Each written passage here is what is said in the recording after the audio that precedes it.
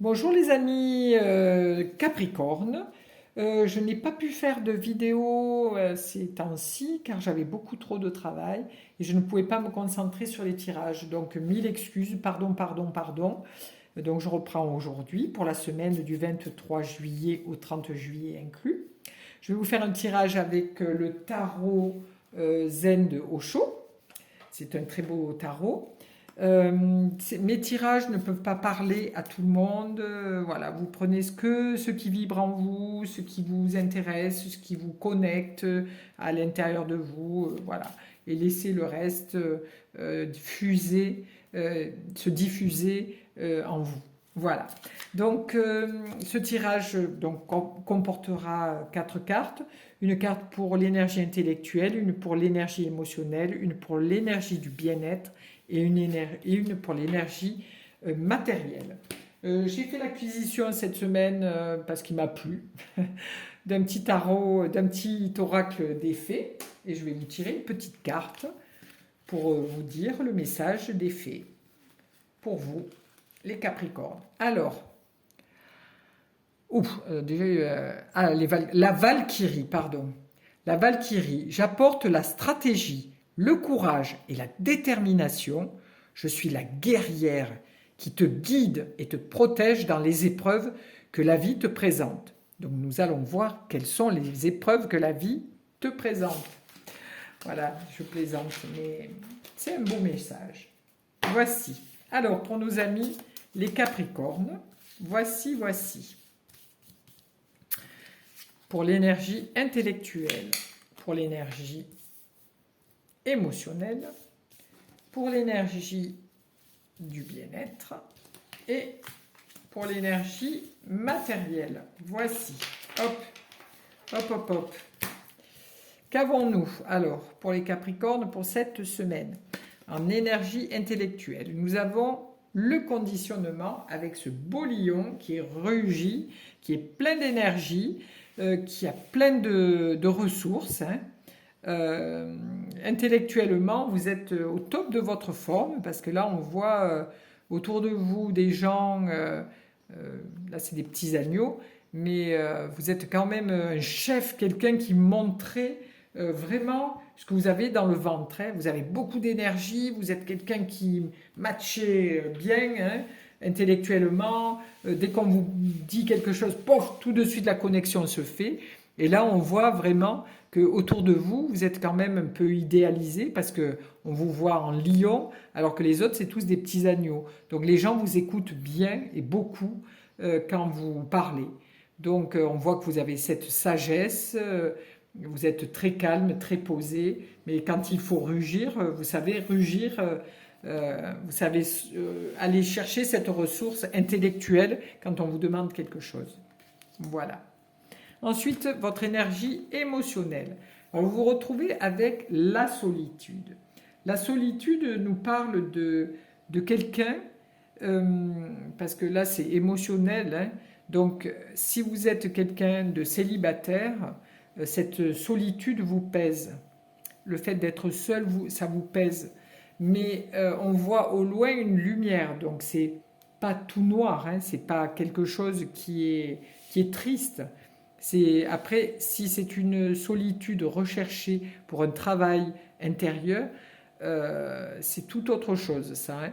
Mais là, on voit que émotionnellement, vous vous sentez triste dans cette solitude. Vous avez vous avez eu besoin de vous mettre en retrait pour pouvoir nettoyer émotionnellement des énergies qui étaient néfastes pour vous. Et là maintenant, cette solitude commence à vous peser.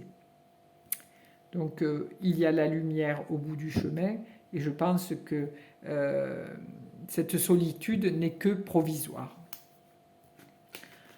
Pour l'énergie du bien-être, alors nous arrivons avec les vies antérieures. Alors les vies antérieures nous parlent de quand même de quelques... pour le bien-être, c'est quand même de quelques angoisses, de quelques peurs. Alors est-ce que ce bien-être est le fait que... comment je peux l'exprimer ça? parce que ça, c'est les peurs, c'est tout ce qui est ancestral, c'est les choses qui remontent.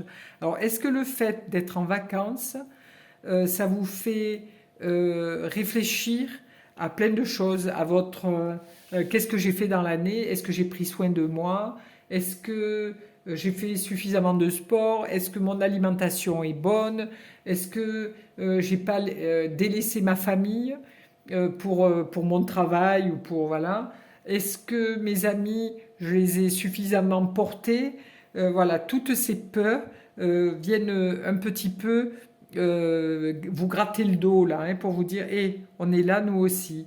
Donc c'est aussi euh, pour avoir votre bien-être, vous vous posez des questions pour dire oui, est-ce que j'ai été assez présente autour de moi? Est-ce que j'ai fait ce qu'il fallait pour telle personne? Est-ce que j'ai fait ce qu'il fallait?